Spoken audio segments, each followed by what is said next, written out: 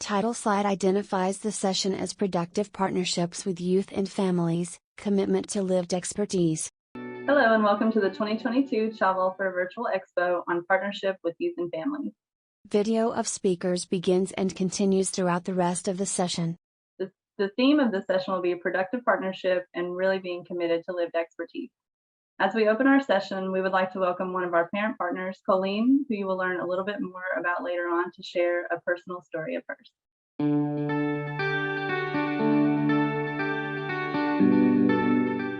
So after reunification, I found myself at the same hospital that was part of what brought my children into care. And I was super nervous to go back there. It's never a comfortable time to go back where your children were removed from you. But I had to, and I was trying to keep myself together, help my anxiety.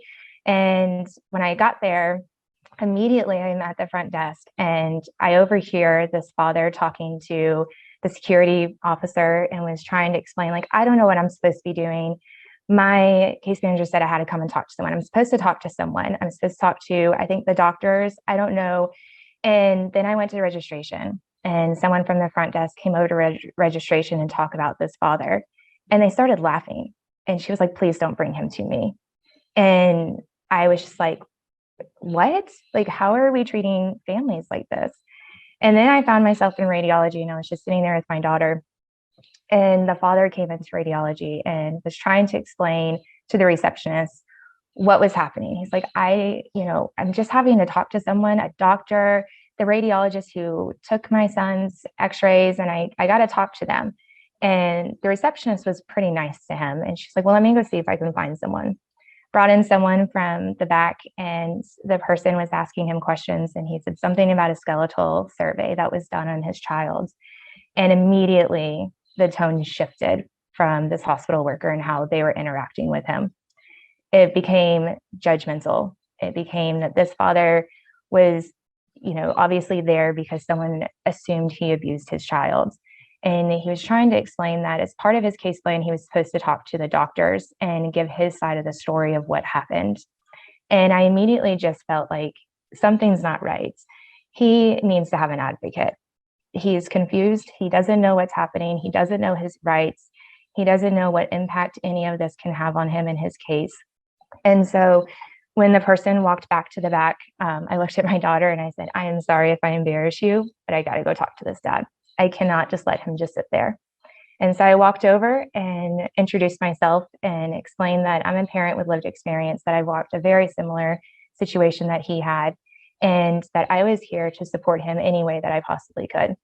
I walked over to the receptionist, asked for a blank paper to write all my contact information down on. And even the receptionist was very thankful I was there to help support the father. I'm sure she sees this more times than she probably would like to. And I just sat with the father and just realized how amazing and kind he was, and how he just wanted to do the right thing, but he didn't know how or what to do. And he was confused. It was over an hour of him trying to figure out what he was supposed to be doing with zero guidance. And we just talked and I provided my information. And I just realized the importance that having those peer supports next to us as we walk our journey is so important. And the power and strength that we can give our parents, even in just the community, it's priceless.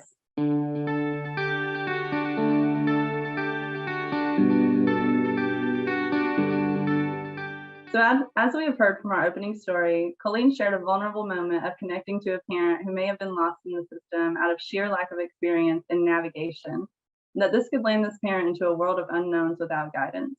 Without a network for youth and families to really connect to one another, these vulnerable circumstances can happen often. Today, we will hear from some incredible experts in the field that have found their initial way to this professional realm by something you cannot teach in a book, an expertise that can only come from being the person navigating the many facets of the child welfare system by walking through it, living through it, and then coming full circle to bring a perspective that can restore power balance while developing professional, productive partnerships between systems and those it aims to serve. Next, I'm going to hand it over to Pascal to introduce herself and share some of her personal experience. Thank you, Jennifer. Hello, everyone in virtual land.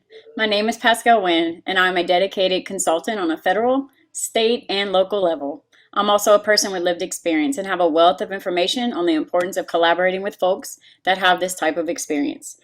Here are just a few examples of my own. For one, it started for me when I was offered a membership with the Alliance Children's Trust Fund. Their network, called the Birth Parent National Network, also known as the BPNN.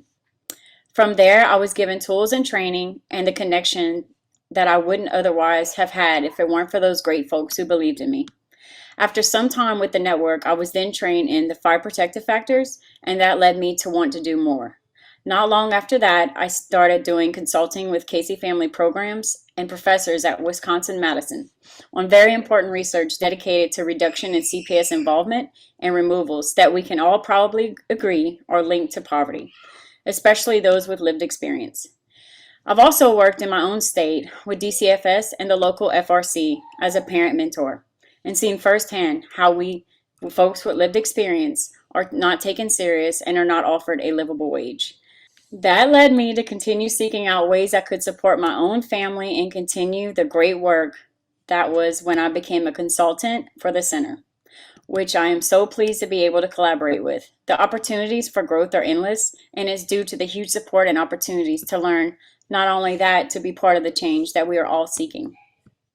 Thank you so much, Pascal. It has been a great experience working alongside a professional and birth parent on this presentation. I would like to take a moment to introduce myself as well. My name is Jennifer Rhodes, and I'm a professional social worker, and I have lived expertise as both a child and youth who aged out of the foster care system.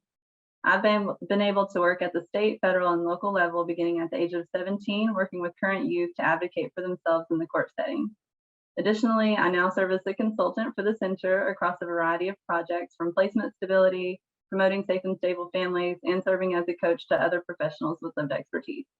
Outside of consulting, I support current youth aging out of foster care to achieve their post-secondary educational goals and achieve their personal goals.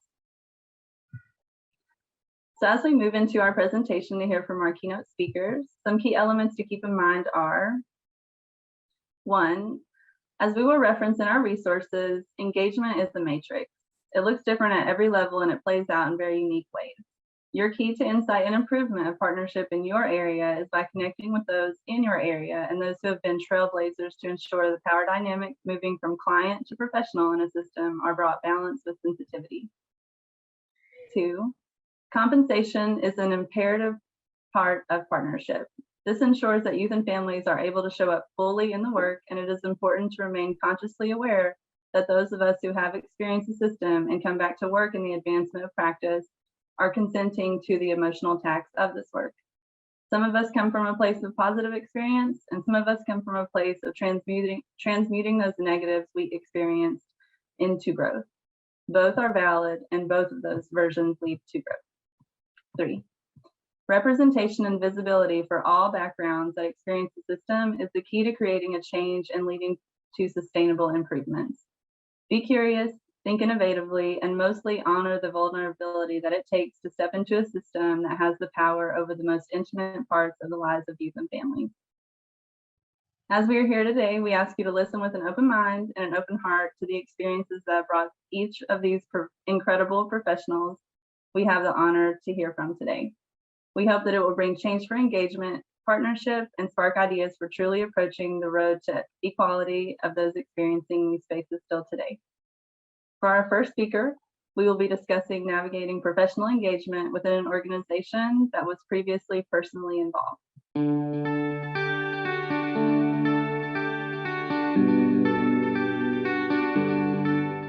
So next I want to invite Ashley O'Brien. Thank you so much for being here, Ashley, and I'm going to hand it over to you to introduce yourself. Of course, thanks for having me. My name is Ashley. I am a family consultant with the Capacity Building Center for States. I worked as a parent partner with a nonprofit organization for several years, and now in my day-to-day, I'm actually a marketing manager.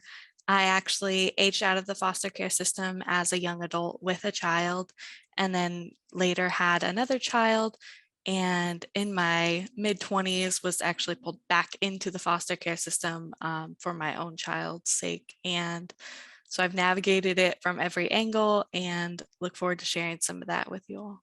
Thank you so much for sharing the different experiences that you've had engaging with the system. I know that that can be challenging, but also insightful. So thanks for bringing your perspective here with us today. So I know that you've worked in a lot of different settings and now you're doing consulting work. So can you tell me a little bit about how you think people with lived expertise should be compensated? Sure. I think that a lot of compensation in many areas of the workforce depend upon things like degree levels and skill levels and experience. However, I think that's harder to gauge when we're working with folks with lived experience. So in that case, it's important to look at what you value from them, how much you're valuing their expertise. Think of it as consulting with an expert, for your data analyzing. You're going to pay them what they're worth based off of what they're able to offer you and how they're going to help your organization. Consider those same factors when you're paying people with lived expertise. They do not deserve to be paid less because they don't have a bachelor's degree. They have years and years of expertise dealing with the very thing that you're hoping to make change in. So take that for what it's worth and pay them what it's worth. Yeah, well, and speaking to that point of how do you put a dollar amount or a pay amount on the experience that you gain from growing up in the system, aging out of the system, and then coming back in the emotional part of working in the system, and compare that to a degree where you're in a classroom receiving education. So next, I wanted to talk a little bit about what is it like and what are some basic considerations of navigating the workplace as someone with lived expertise? Sure. I know that in my experience, it was the way that I came to work for the program that I was receiving services from was quite odd, because then it put me into a position where what had formerly been my counselor was now my boss, my supervisor. And so it kind of develops this weird dual relationship where I'm not sure how to navigate it and they're not sure how to navigate it. And it creates a lot of muddiness in the workplace. And not to mention then feeling kind of de-identified, where something that had previously been confidential is now privy among my colleagues and my peers in the workplace. Similarly, it creates a sticky situation for the supervisors who have all this information about their employee and have to figure out what is relevant to the workplace. How can they bring this up without, again, juggling that weird dual relationship that's occurring? And not to mention the trauma that we've experienced and the safety that we feel with this person who may now be our supervisor. The trauma itself leads many of us to become really eager to please, and therefore makes it harder for us to say no to things that may otherwise be uncomfortable, which leads into other aspects of juggling this transition into the workplace.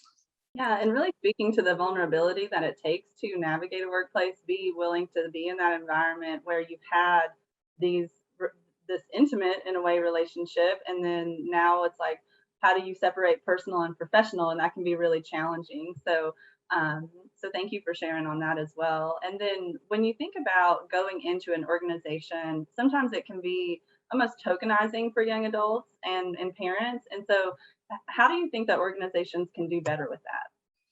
I think that, for one, really recognizing the power that they hold over the person with lived experience. And so especially in my situation, when I was previously receiving services from them and they know so much about me, and I want to make them happy because I kind of feel like I owe them something, right, for their services.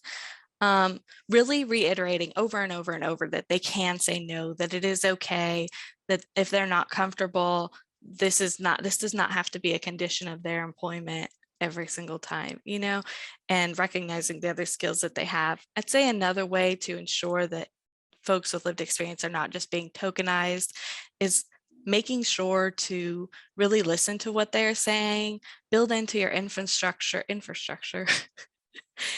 build into your infrastructure methods to be sure that you are incorporating their feedback. So if you're looking to bring them to the table and get their feedback on policies or practices that you're currently using, don't just take that feedback, check the box that you talked to somebody with lived expertise, and move on with what you're going to do anyways.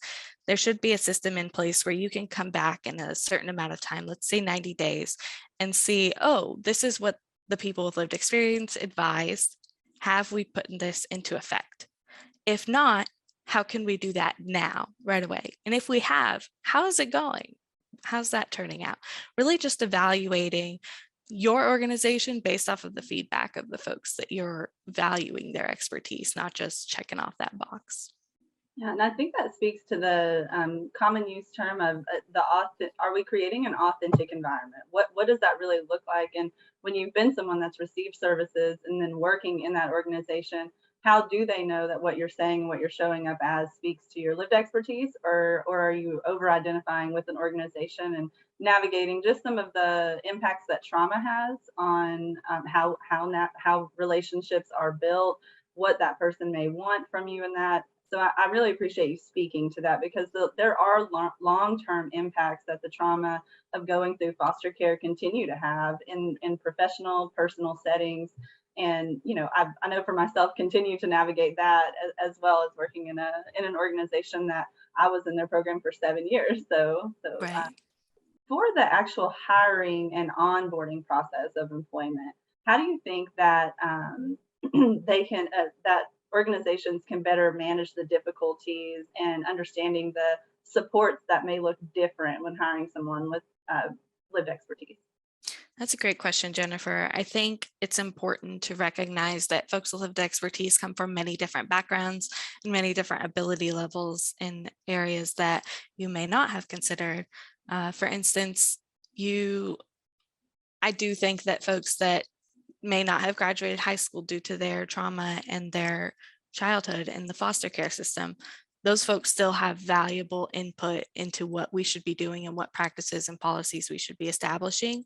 And so judging them based off of their levels of literacy or their ability to complete an application is not going to always get you a well-rounded source for your expertise.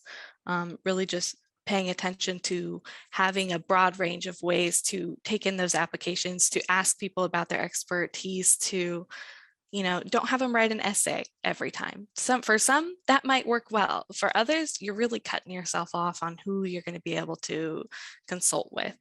I'd also be wary of what their current situation is. Do they have childcare? Will they be penalized if a kid walks in while they're doing their interview virtually, you know? And also bearing in mind that their attire may not be at its best because they haven't been given the same opportunities that many of you have in their lives. And just keeping all that in mind. Also, again, really bearing in mind the eagerness to please that they have, as well as any shame and disappointment they might feel around themselves and their situation. Yeah, and speaking to those soft skills and those hard skills, and also just navigating the environment, sometimes the system can feel very boxed in and very structured for reasons that, you know, may have traditionally worked, but are now not necessarily working in the best way. And so when you're trying to build that partnership, really making sure that it's not over professionalized so that it can create that authentic environment. Thank you for sharing about those different areas and also bringing your professional self to the table to really show what it means to be in an organization and hold a professional role while navigating your lived expertise too. Thank you for having me.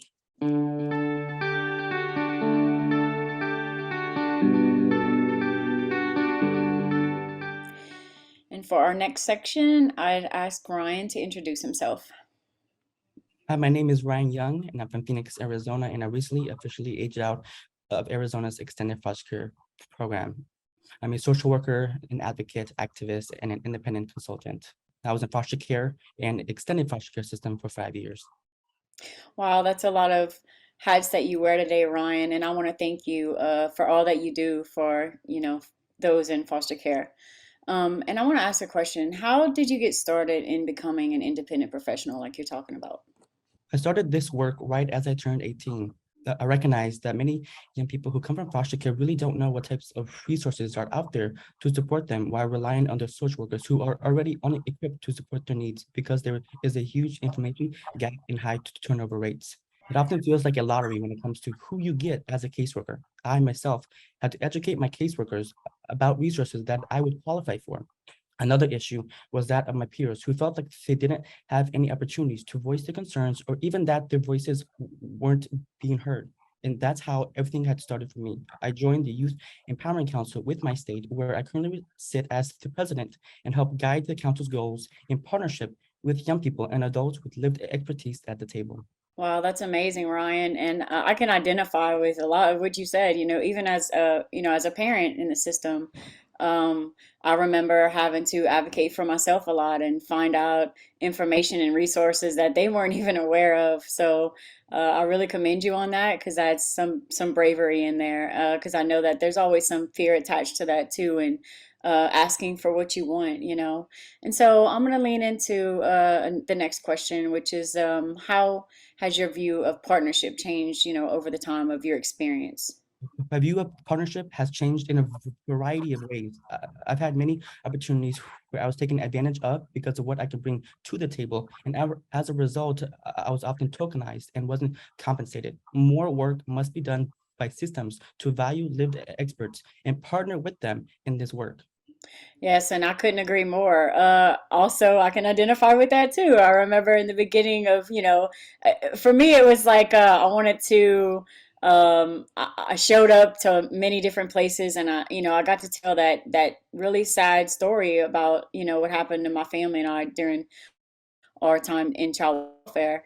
And but I do remember like not really feeling that valued. And so, for you to speak up about it is a really good thing to do. And it teaches people how to value us, as persons with lived experience. And so, how do you assess commitment to partnerships? When we all are talking about partnership, we are talking more about, is your engagement authentic? Who is defining authenticity? The lived experts or professionals without any lived experience. When we talk about equity, do you have everyone at the table? Are you compensating lived experts equally? And what will be the impact as a result of partnering with lived experts? Yeah, that's some good points you made, and really good questions to ask for people to think about when they're engaging with those with lived experience. And so I want to ask one more question.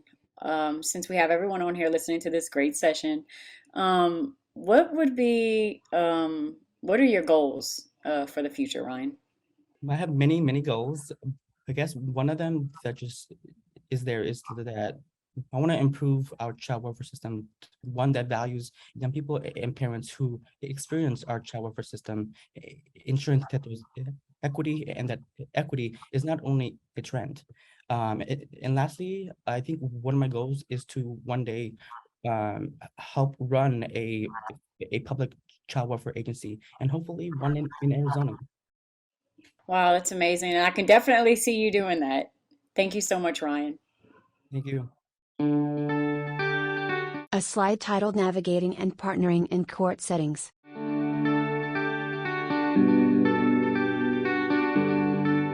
And now I would like to turn it over to Colleen Puckett to introduce herself. Hello, my name is Colleen Puckett, and I am a parent navigator in the state of Georgia. So what that means is I'm a parent with lived experience through the child welfare system. After my children and I reunified, I started to work alongside my attorney as a peer support for other parents that are walking their current journey through the child welfare system all throughout the whole state of Georgia, as well as I co-own Families Anchor with my husband, where we provide parent support groups virtually for all the parents in Georgia, as well for during their case, as well as post reunification. I am also a host for the F Word Foster Care podcast and a parent advisory council member in Georgia. Lots of different things nationally and statewide in the child welfare system, but those are like my main hats that I usually wear. Wow, that's pretty amazing, Colleen. And can you tell me a little bit about, as a person with lived experience, how you engage with the judicial system? Absolutely. So, as a parent navigator, I am working with attorneys, like right alongside them. Specifically, the attorney that was actually my attorney in my case. We started to work together about a year after my case. She was just like, let's partner, let's do this. And so we did. And she's a parent attorney, a child attorney, and a guardian ad litem.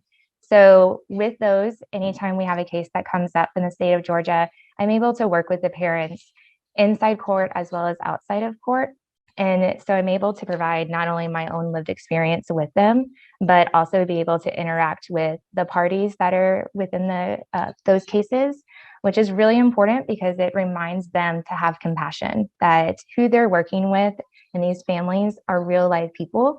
And I'm able to provide those voices and ideas that maybe attorneys or even the system might not think of. But as a parent who's walked my own journey, I'm able to think of those crazy ideas outside the box to help get families back together. Wow, that's amazing. And I know as a parent myself, I would have definitely appreciated that, in the court setting as well. And let's talk a little bit about, engaging in the community and diffusing the stigmas, for foster care.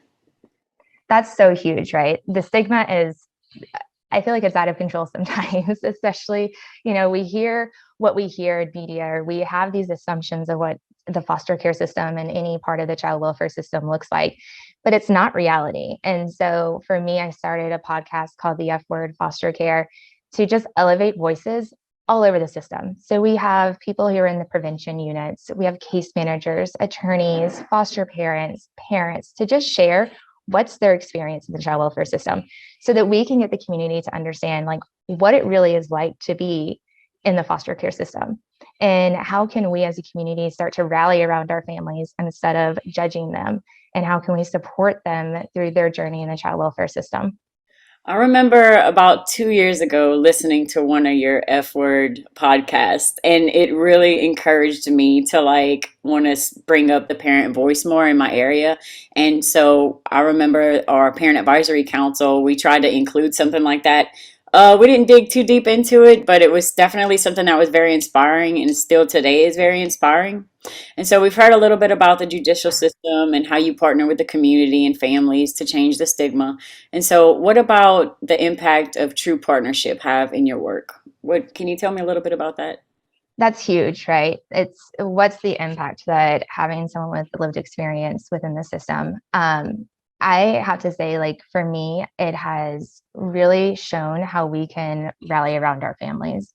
It's giving parents voices that they didn't know that they had. It's advocating for them. It's helping them to just understand what questions to ask and who everybody is, and it gives a sense of security. For me right now, in real life, I am dealing with the flood of my house. I am struggling. It's been hard. I had no clue what was happening. I felt defeated. And I had a friend that stepped in and was like, girl, I know what this is like. This is what I do for a living. And I'm going to walk along with you and help you to know what's happening.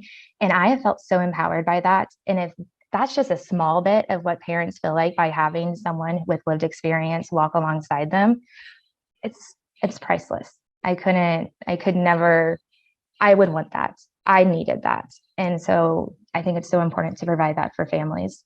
Wow, yeah, that is very important. I know my role as a parent partner mentor, how important it is. And just to hear back feedback from the families that I've worked with, they're just saying, like, I know the things you told me, like no one else would have ever told me that. A caseworker wouldn't have told me that. And I know that you genuinely meant everything you said to me because I know you've walked in my shoes before. And so that is very important. And so what would be one lesson for the field that you would like to share today? So I have 3 C's that I live by. It's contact, connection, and compassion. Keep in contact, reach out to those with lived experience and see what type of voice that they can have in the area that you're working in, giving them space to be able to help other families connect with families, connect with parents, be on the same level. We're all human, so we're all the same. And compassion is so big, right? How would you want to be treated? Treat our families that way, treat our families that have lived experience that way, and to just provide them space and opportunity to give back to the system so that we can make it better. Wow, that's beautiful. That's I call that like a golden rule. That's awesome, Colleen. Thank you. Thank you for being here with us today. And I know you're going through a lot with your family right now. And yeah, thank you for joining us today. Thank And you so much. I'm going to pass it over to Jennifer. A slide titled Developing Sustainable Parent-Led Programs.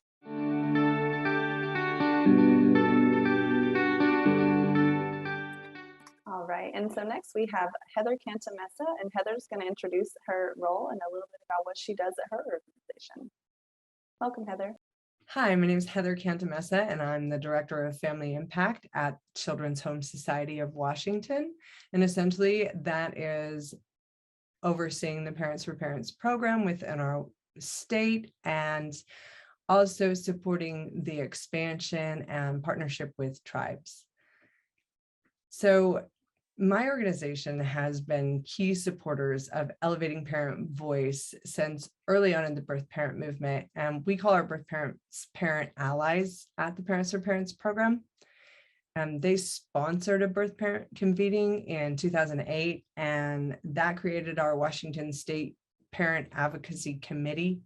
We work closely to organize and mobilize our voices from everywhere from the state legislative advocacy to child welfare and foster care trainings and in our local courts and communities.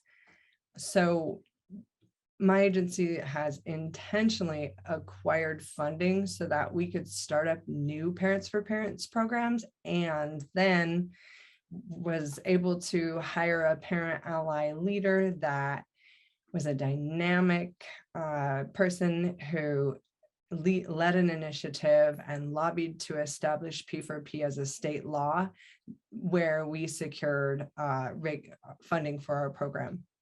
We're always really mindful to honor the Parents for Parents program model, ensuring that it is truly parent-led.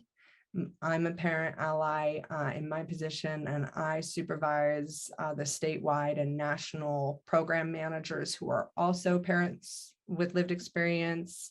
And then they support host organizations who hire parent ally program coordinators, and those program coordinators then supervise parents with lived experience on their team. And we're actually, the parents we meet with that are currently involved in the system, we think of them as parent allies in training because their case is going to get closed, they're going to be successful, and then we're going to recruit them on board to be part of our program. And of course, we couldn't do any of this without the collaboration of stakeholders. We really do truly have valued partnerships with the stakeholders in child welfare, and we really couldn't do any of this without being allowed a lot of autonomy and support. Yeah, it seems like there's parent voice at every level and also levels where decision making happens. So really moving from that space of feedback into true partnership, which is what builds that community that you're speaking of. That sounds like it is really connected.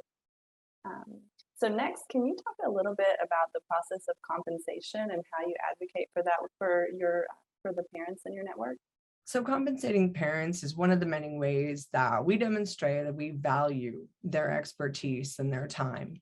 We have a variety of methods to compensate parent allies. We can hire, contract, or stipend them. We allow each host organization that we support and provide technical assistance to decide what the going rate is and what a livable wage is. And funding does influence that somewhat. And we have a suggested allocation in our budget that dedicates 70% of funding to the parent ally line item. And I feel like in this work, allowing stipends or contracts with parent allies really affords flexibility for the parents. And when speaking about compensation, it sounds like you all as an organization don't only want to say, hey, this is what we'd like to offer to you to be here, but truly making the space for it to become creative and what parents really need to happen and want to happen, and able to make that space in their life. So can you tell me a little bit about how you are a person with lived expertise and those within your organization can pinpoint what they would like to have as priorities in the work, not only around compensation or engagement, but truly in the communities that they're coming from? Absolutely. We are always training our replacements, and we've learned that by our own experience. I started off as a I started off volunteering to facilitate the class in my local community, and then we got funding and I applied to be the program coordinator, the P4P coordinator. And so after coordinating a program, I then went on to contract with Children's Home Society of Washington to implement new programs across the state, which eventually led to me being hired here. So as you can see, that's just a really common story of how we advance and we have independence in how, the level of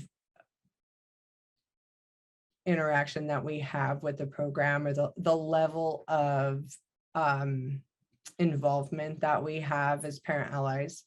And a lot of parents come in to Parents for Parents in different levels of their professional journey. Some have entry-level skills, and this is their first time of employment. And so each site works to assess their strengths with them and meet them where they're at with training.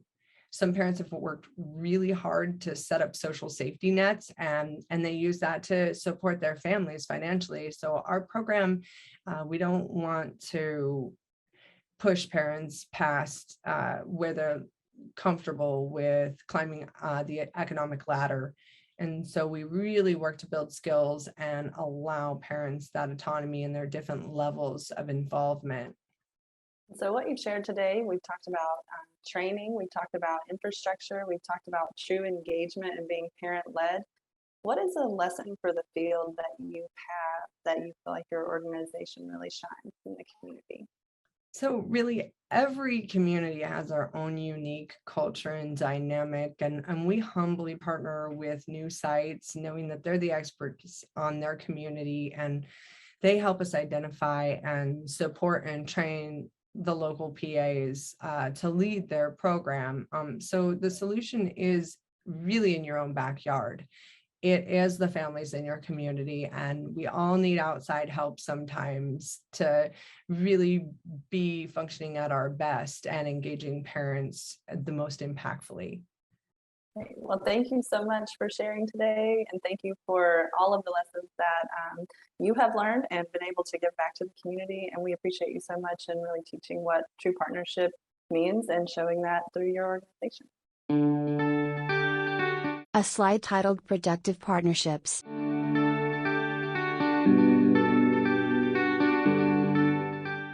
What a great session. And yes, I'd like to touch on again the importance of giving folks a livable wage. I myself left the role working directly with families because I no longer could afford to be there. And that is an unfortunate situation because I hold the capacity to do that very emotional but rewarding work. So I think including bonuses or being compensated for extra expenses like gas and wear and tear on our vehicles is very important to think about. Also, I'd like to add that the culture within the agencies with those that partner with lived experience does not always express the courtesy of being mindful that another birth parent professional is in the room. So I believe using the tools that we mentioned today could help transform that environment. Not only that, we all know that collaboration moves at the speed of trust. We should trust those we invite to take on these very important roles to work directly with families, because we know that a person that has been through it knows how to help others experiencing it. As you've heard today, there's an emotional piece that will always be part of the perspectives of those who are now experts in the field that have the insight of having lived in it. There is a responsibility to be practical about what we're asking from youth and families to show up well prepared and be well supported to provide the productive partnership. And additionally, what that means for the system and shifting the perspectives to do so. During our preparation for this and presentations today, our presenters have shared insights that cannot be gained from formal education and knowledge about the necessity of support, training, and equitable integrative practices in the individual, community, judicial, and systems levels of the child welfare community. As a professional who has chosen a career in this ever-changing system, regardless of if you have lived expertise or not, there's a commitment to improve the system, and that keynote insight comes from moving beyond the needle of just a seat at the table, but truly developing that bi-directional understanding of each other and of the work without assumption, but truly making space for the mutual conversation. Assessing and checking for feedback loops that are sustainable and sensitive to what it means to move from a client of the system to a human working side to side, to shift to a place of validation and action planning. Gaining insight around what it means to view youth and parent voice as our own independent perspectives navigating the system and the improvement of the system, but also creating environments where these unique perspectives are brought together to improve those partnerships that have traditionally been severed by policy and practice. This requires taking the time to make space for opportunities and pushing past the box of current policy and practice to really develop a commitment to addressing the action steps, to embracing diversity, inclusion, and equity for all youth and families. When the goal of the system is improvement by connection, the understanding that the voices of the youth and families from all backgrounds, validation of the diversity of the initial contact with the system, and the growth mindset of communication matched with intentional support can lead to transformation across the board. Thank you so much to our presenters, Ashley, Ryan, Colleen, and Heather. You have made a road where there was not a path, and I know many youth and families are beyond inspired by you. Additionally, thank you for sharing your tools and resources for our attendees to take back and adapt into their communities. Thank you, Elizabeth and Tracy and the technical team for your support and dedication to lived expertise by building this entire expo with our community and being adaptable to the functioning of lived expertise. And thank you to my teammate, Pascal, also Becky and Betsy for bringing the session to fruition. We hope you can spend time engaging and learning more throughout the day in these various sessions, and thank you for your commitment to the partnership with lived expertise. The Child Welfare Virtual Expo logo is on screen briefly, followed by this message. This video was developed for the Child Welfare Virtual Expo by the Capacity Building Center for States and is sponsored by the Children's Bureau. Its content does not necessarily reflect the views and policies of the Children's Bureau.